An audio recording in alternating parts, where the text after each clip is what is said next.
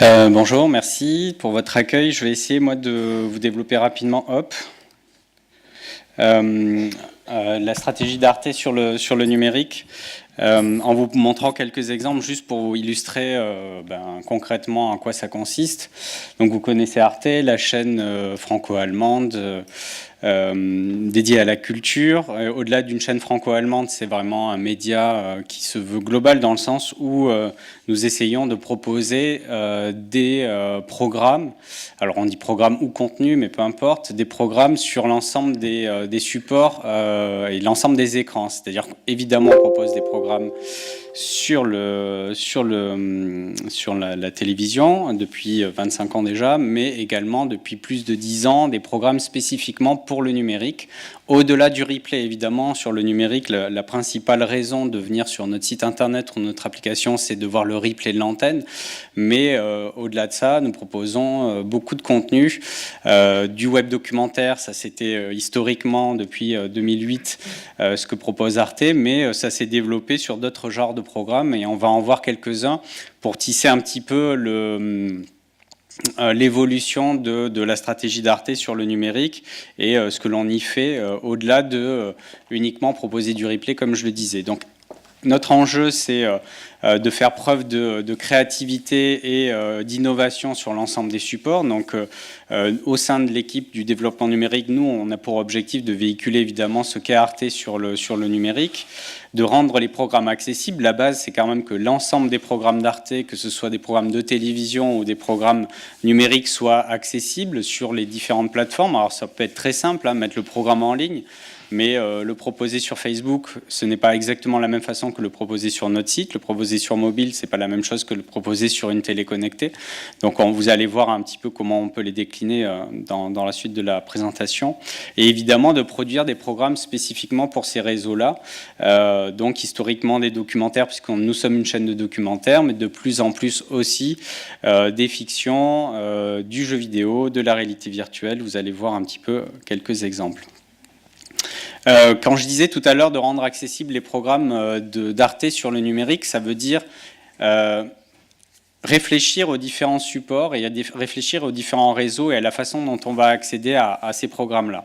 Donc au-delà de diffuser simplement une bande-annonce, par exemple sur Facebook ou sur YouTube, on essaie de réadapter ou d'imaginer la façon dont les programmes ou les thématiques d'Arte peuvent exister sur le numérique. Et à titre d'exemple, sur Facebook, on invente autour de un documentaire ou une série documentaire liée à l'histoire, une réécriture des épisodes historiques qui sont évoqués dans ces programmes de télévision à travers le regard d'un dessinateur qui s'appelle Pochep, qui est un illustrateur illustrateur de bande dessinée qui est fan d'histoire et qui a un regard assez original et caustique sur justement des événements historiques. Et à travers des petits épisodes de 2 minutes, on va proposer finalement un regard sur un sujet d'histoire qui a été évoqué plutôt à travers un documentaire soit de 26 minutes, soit de 52 minutes à l'antenne. Donc on voit bien qu'on est sur une même thématique, on parle des mêmes événements, éventuellement avec même le même angle historique, mais on va le faire sous différentes formes et cette forme-là est plus adaptée au numérique que le documentaire de 26 minutes. Ce qui est intéressant pour nous aussi, notre présence sur les réseaux sociaux permet de compenser une certaine difficulté que peut avoir Arte à l'antenne. À l'antenne, nous avons très peu d'émissions en direct.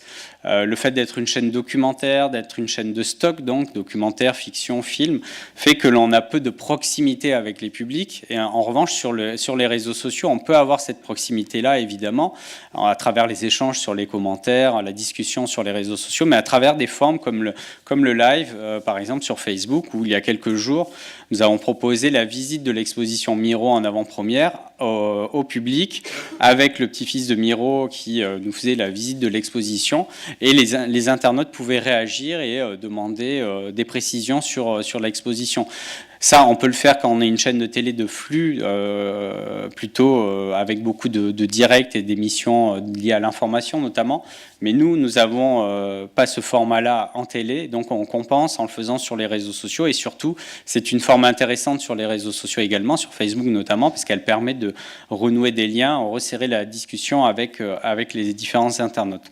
Donc on le fait évidemment autour des thématiques d'Arte.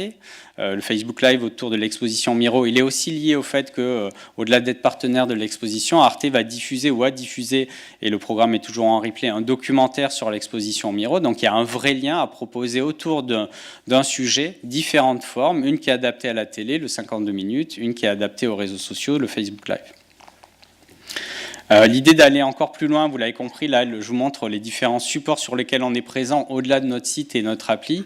L'idée c'est d'aller à la rencontre des publics et d'aller là où se trouvent les audiences, sur ces carrefours que sont les réseaux sociaux aussi, et de travailler avec des personnalités qui peuvent être populaires sur ces réseaux-là, toujours autour de nos thématiques. Un exemple, donc un programme qu'on a lancé il y a quelques mois, qui est avec Nota Bene, donc youtubeur qui est assez connu autour de l'histoire, une série documentaire qui, à travers le regard de Nota Bene, nous propose de regarder comment les jeux vidéo parlent d'histoire, que ce soit dans Assassin's Creed ou d'autres jeux vidéo. Les jeux vidéo proposent un point de vue sur l'histoire, et à travers 10 épisodes de 7 minutes qui ont été diffusés assez largement sur YouTube, sur notre site en particulier, on essaie de voir un peu comment ces thématiques sont évoquées.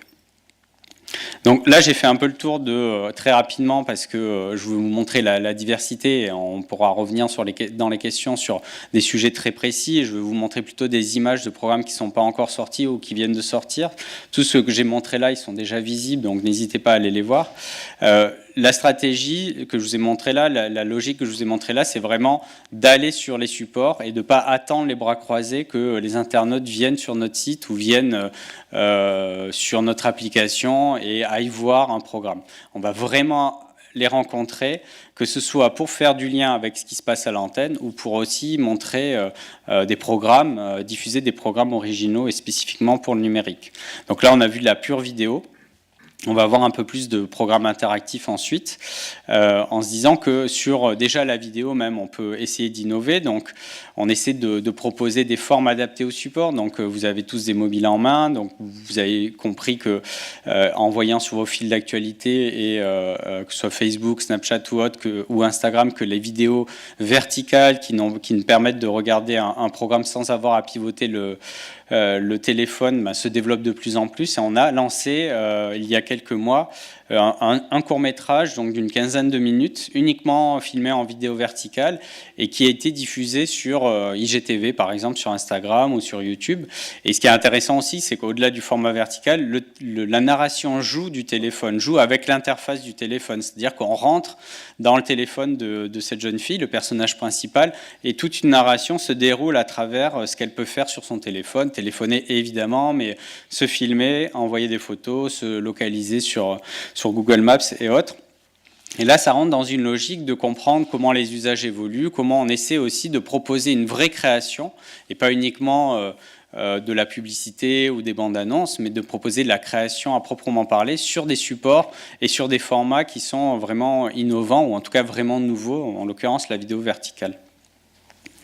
Pour aller un cran plus loin sur le format vertical, on est assez fan de BD, vous l'aviez vu, depuis l'été 2017, nous avons proposé une série uniquement sur Instagram sous forme de BD qui s'appelle Été, coproduite avec Bigger Than Fiction. Là, on a, depuis le mois de septembre, proposé un format qui mêle la fiction, le documentaire et la bande dessinée, autour d'un homme qui a eu un destin assez original, assez particulier, assez exceptionnel, qui s'appelle Panama Al Brown, qui dans les années 30, les années 20, les années 30, a été à la fois champion de boxe, danseur, chanteur, amant de Jean Cocteau, égérie du Paris des années 30, et puis qui a été ensuite complètement abandonné, délaissé.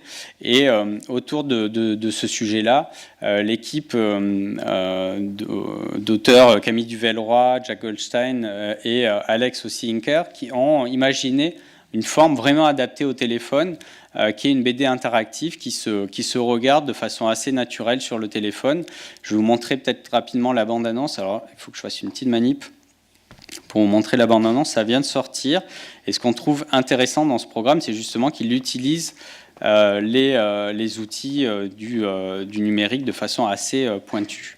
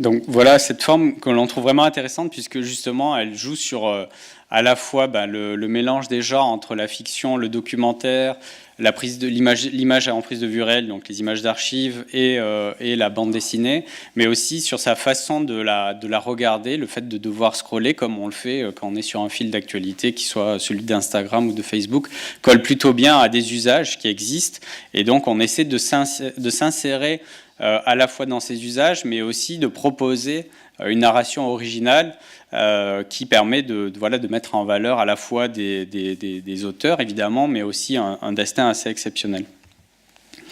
Un autre projet, là, je vais essayer d'accélérer pour vous montrer le premier épisode juste après, à la toute fin de la présentation, pour ne pas faire trop d'aller-retour entre les différents documents. Le parfum d'Irak a un destin intéressant, c'est l'histoire de Ferhat Alani, qui est un journaliste d'origine irakienne, qui, à partir de 1989, a pu, avec sa famille, retourner en vacances chaque été en Irak. Et il y a quelques mois, ce journaliste a décidé de raconter tous ces...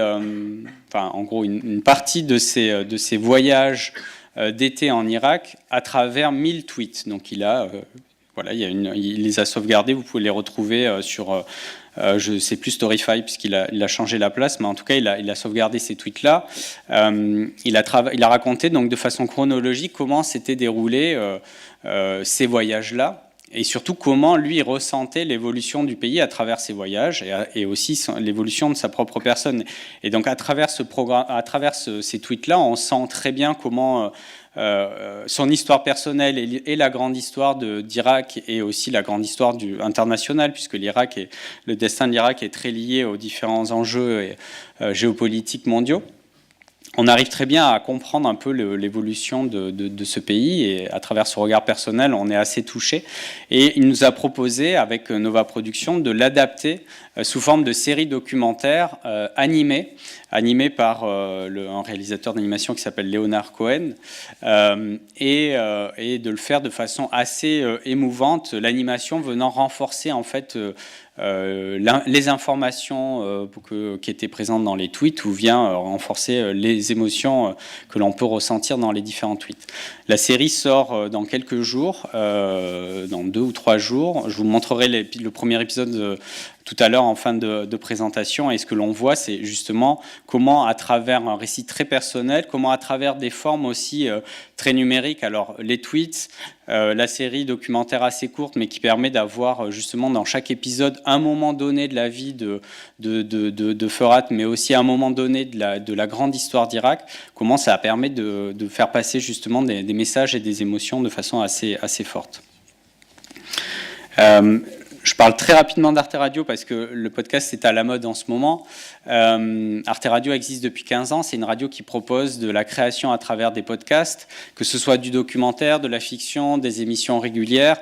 Et donc là, à titre d'exemple, un podcast de Sophie Simoneau qui, depuis des années, enregistre ou a enregistré dans les années 90, quand on le faisait sur cassette, les messages téléphoniques qu'on lui laissait sur son répondeur. Et elle en a fait une série documentaire. Je vous invite à l'écouter. C'est assez savoureux.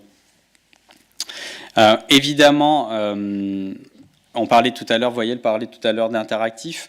Arte a quasiment commencé son histoire sur le numérique, la création numérique, à travers l'interactif. Puisque la complémentarité que propose le numérique par rapport à la télévision, notamment, c'est la possibilité d'avoir cette voie de retour ou d'interagir aussi avec la narration que l'on voit. Donc tout ce qui est lié à l'interaction, nous y travaillons depuis de nombreuses années, que ce soit du documentaire, de la fiction et aussi notamment du jeu vidéo. Arte coproduit et édite des jeux vidéo depuis 2013, des jeux vidéo qui sont évidemment dans l'univers éditorial d'Arte, qui sont autour de la culture, autour du monde qui nous entoure aussi. C'est pour ça que je vous ai montré l'exemple d'Enterre-moi mon amour, même s'il a à peu près 1 an. Il a eu une très belle carrière, Enterre-moi de mon amour. C'est une fiction interactive, on va dire, entre le jeu vidéo et la fiction interactive, qui nous plonge dans la peau du mari de Nour qui fuit la Syrie et qui fait le voyage pour l'Europe et qui va à travers des messages, donc on va reproduire dans cette fiction-là interactive une sorte de messagerie WhatsApp qui va nous tenir au courant de ses avancées et on va pouvoir aussi l'aider dans son cheminement. Ce qui est intéressant à travers ce jeu vidéo, j'en parle même s'il n'est pas très récent, il date pas d'il y a un mois ou deux, mais il date d'il y a un an, c'est qu'il a eu un parcours assez dingue pour nous, puisqu'il a permis à la fois d'être présent dans tout l'univers du jeu vidéo, que ce soit les magazines, les festivals, les conventions. Il a gagné le Google Play, le Google Indie Game Award, donc qui est remis aux meilleurs jeux indépendants par Google chaque année. Mais aussi, il a permis à Arte d'être présent auprès de publics qui ne connaissent pas Arte ou qui ne vont pas forcément s'intéresser à ce type de sujet à travers le jeu vidéo. Et notamment, c'est l'exemple, là, tout petit en haut à gauche, de Squeezie, donc vous connaissez peut-être, un YouTuber qui parle beaucoup de jeux vidéo, qui a fait une revue de ce jeu vidéo-là. Donc pendant 18 minutes, il joue à ce jeu. Et tous les commentaires qu'on a vus en dessous, évidemment, étaient plutôt positifs. La vidéo est très positive. Donc je le souligne pas, une demande de notre part à Squeezie de le faire. Il est tombé sur le jeu vidéo, il l'a fait. Et ça a permis justement à Arte de s'adresser via ce jeu-là à des publics que le public de Squeezie qui ne regarde normalement, ou en tout cas très peu Arte, et de faire des liens, des rapprochements entre ce que peut faire Arte, ou en tout cas les thématiques que l'on évoque, et des publics qui sont sur les réseaux sociaux, et notamment sur YouTube. Je vais passer très vite là-dessus. Je vais vous parler plutôt de ce jeu vidéo-là qui va sortir, parce qu'il raconte un aspect intéressant. Donc, c'est un jeu vidéo sur le livre Frankenstein qui va fêter son bicentenaire dans quelques jours. Tout ça pour dire que, évidemment, quand on fait un jeu vidéo, on essaie d'avoir un fond culturel sur ce jeu-là, mais d'avoir aussi une vraie offre de jeux vidéo. Et là, dans ce cadre-là, ce qui est intéressant là-dedans, c'est de voir le lien entre la télévision et le numérique. Ce projet-là, produit par Label Game, est un projet aussi qui accompagne aussi un documentaire de 52 minutes qui revient sur l'œuvre de Mary Shelley, donc l'auteur de Frankenstein. Et on va retrouver justement cette thématique-là, ce sujet, cette œuvre, à travers un documentaire pour l'antenne et un jeu vidéo qui sortira en même temps. Donc l'idée était de vous montrer cette complémentarité entre une narration qui a lieu en télé sous une certaine forme et une narration complémentaire sur le numérique. Très rapidement sur la réalité virtuelle, je vais plutôt parler de ce projet-là. Donc, depuis plusieurs années, on s'intéresse au récit immersif. On se dit que le jeu vidéo et la réalité virtuelle peuvent être assez complémentaires sur cette logique d'immersion, puisqu'on se met soit dans la peau d'un joueur, soit on est dans l'histoire. Et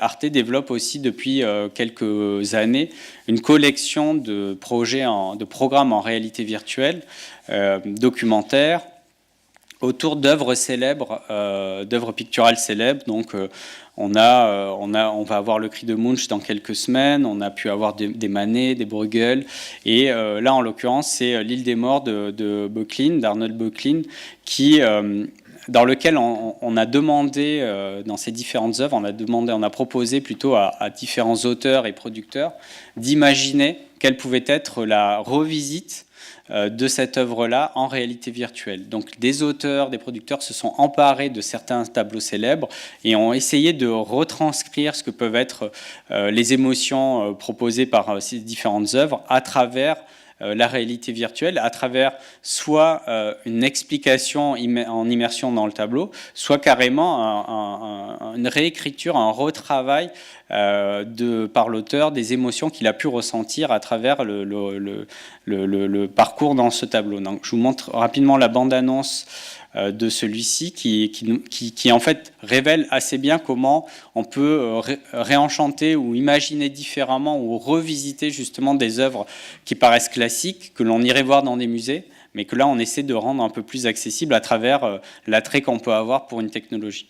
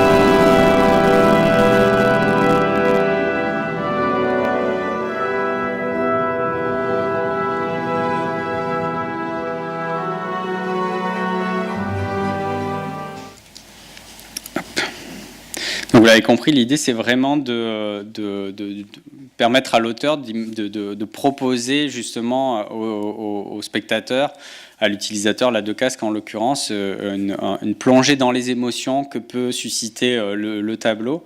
Et ce que l'on trouve intéressant, et pour résumer un petit peu la présentation, c'est de vous montrer comment les technologies numériques permettent à la fois évidemment d'offrir aux auteurs des terrains de jeu différents de celui de la télévision, spécifiques parce que chaque support permet sa propre narration, mais également de faire le lien entre une culture qui peut être classique. L'exemple de l'île des Morts est assez intéressant à ce titre-là. Une culture qui peut être classique, voire documentaire aussi, à des technologies qui permettent toujours de réimaginer ou d'imaginer différemment ou de réinventer finalement des sujets, des narrations, même la visite de certains tableaux. Donc voilà en quelques mots la palette de tout ce que l'on peut faire sur le numérique. Je vous ai montré quelques exemples, il y en a beaucoup plus sur notre site et sur nos applications. Je vous encourage à suivre les différents comptes sur les réseaux sociaux pour voir tout ce qui est disponible. Et là encore, je réinsiste sur le côté... le fait que voilà, Arte a fait un peu cette démarche, beaucoup même cette démarche de passer d'une chaîne de télé qui propose son replay sur ces différentes plateformes à un média qui propose une création sur l'ensemble de ces plateformes, avec à chaque plateforme la réflexion sur le format qui s'adapte et la narration qui colle à cet univers-là, à cette plateforme, à cet écran ou à ce réseau. Donc je finis en vous montrant... le premier épisode du Parfum d'Irak, donc qui sort dans quelques jours, et puis ensuite je pense qu'on aura un peu de temps pour les questions. Alors...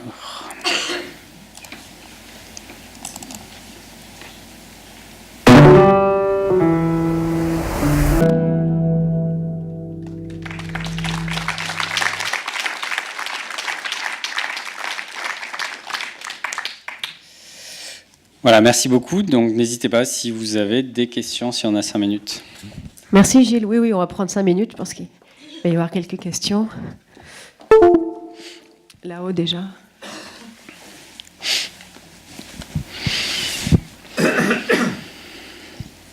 Oui, bonjour. J'aurais 2 questions qui sont liées. La première, si je ne me trompe pas, en fait, vous êtes soit diffuseur, soit en coproduction de ce que vous diffusez. Est-ce qu'il vous arrive de produire 100% d'un contenu et d'être à l'initiative de cette production-là ? Oui, c'est vrai que j'aurais pu le préciser. Donc nous sommes coproducteurs la plupart du temps et diffuseurs du projet. Donc il est très rare que l'on produise 100% des programmes. Le seul moment où on produit la totalité des projets, ce sont les vidéos courtes que j'ai pu montrer au tout début autour de l'antenne. Par exemple, les Facebook Live, où on peut être en production exécutive avec un producteur. Donc on n'est pas en coproduction, mais c'est la prod exé. Ou alors certains programmes très courts qui durent 1 ou 2 minutes sur Facebook, qui sont l'adaptation d'un documentaire de l'antenne. Parfois, on va être en prod interne, mais très rarement. Vraiment, la mission d'Arte, elle est de travailler avec des producteurs indépendants et de coproduire ces programmes-là et ensuite de les diffuser.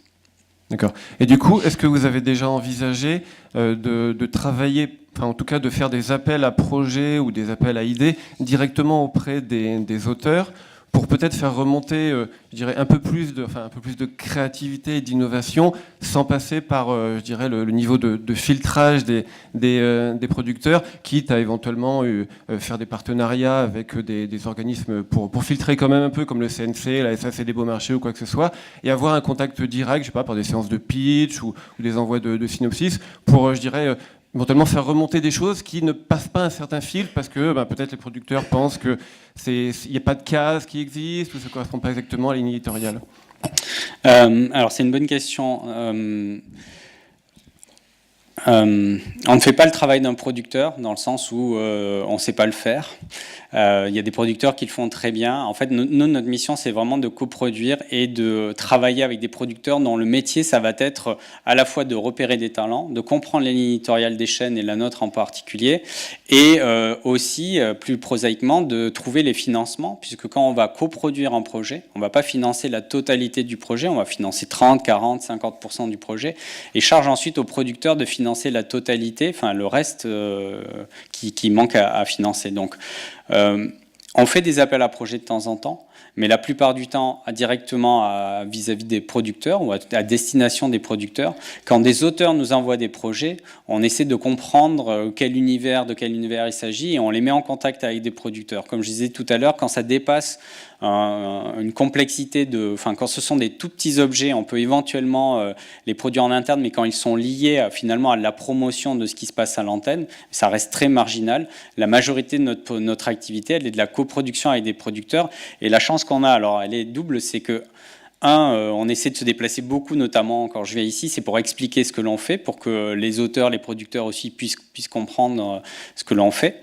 Et deuxièmement, c'est qu'on travaille avec un réseau de producteurs assez large qui finalement ont une assez forte diversité dans la façon d'appréhender les projets, de comprendre les lignes éditoriales aussi, à la fois numériques et antennes d'Arte. Et donc on ne se retrouve pas écrasé par soit un nivellement des projets, soit une formation, une façon d'uniformiser les projets. Au contraire, on a une énorme diversité des projets. Enfin, ce que j'ai montré là est hyper large. On n'a pas un format qui est de 3 minutes pour tel réseau. C'est très très large. Et c'est parce que le secteur et l'ensemble des producteurs et des auteurs savent qu'on a cette ouverture de format, qu'on nous propose des formats toujours différents, qu'on a pu faire là, par exemple avec Julien qui est juste à côté de vous, Été sur Instagram, qui est juste là, à 2 sièges de vous, qui est le producteur de Été, le format sur Instagram de feuilleton sous forme de bande dessinée, qui n'avait pas été fait auparavant. C'est parce que les producteurs savent très bien qu'on peut prendre le risque d'innover, de se tromper. Parfois ça marche, parfois ça ne marche pas, parce que le modèle d'Arte est comme ça, un modèle financé par la redevance, le service public, qui se permettent de prendre des risques en termes de production.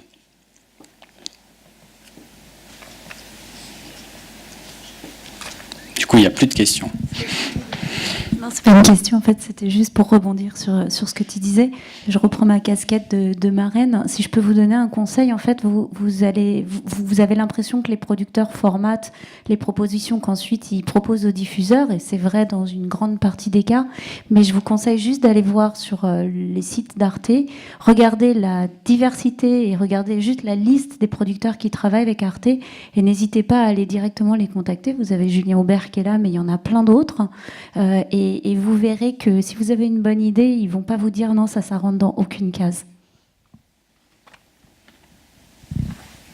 Est-ce qu'il y a d'autres questions ? Là-haut. Ouais, là-haut. Oui, bonjour. Je voulais savoir quelle était la place de la web-fiction.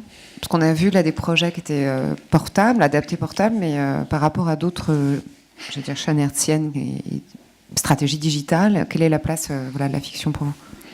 C'est vrai qu'on on est une chaîne documentaire d'abord, mais on a lancé, notamment dans le label Arte Créative, quelques web-séries il y a quelques années. L'année passée, on a lancé une série qui s'appelle Loulou, qui est une web-série autour de l'histoire d'une jeune femme qui tombe enceinte, qui ne sait pas si elle va être à la hauteur et qui va se rendre compte petit à petit qu'elle le sera.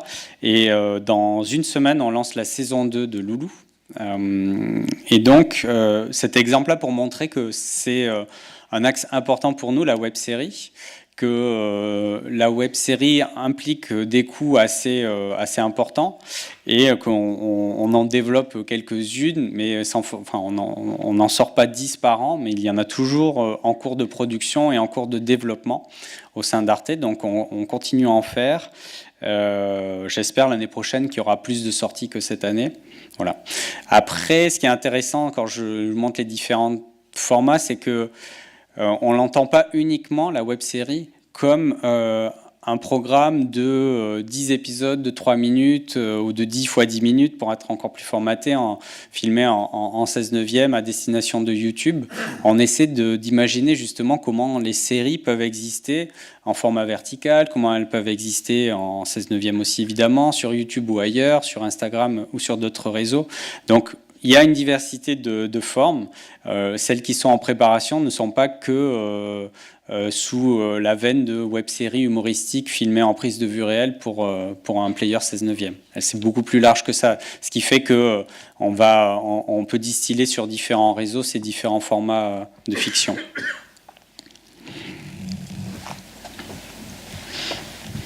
C'est bon ? Ouais, je crois qu'il n'y a pas d'autres questions. Ok, ben merci beaucoup. Merci Gilles. Merci.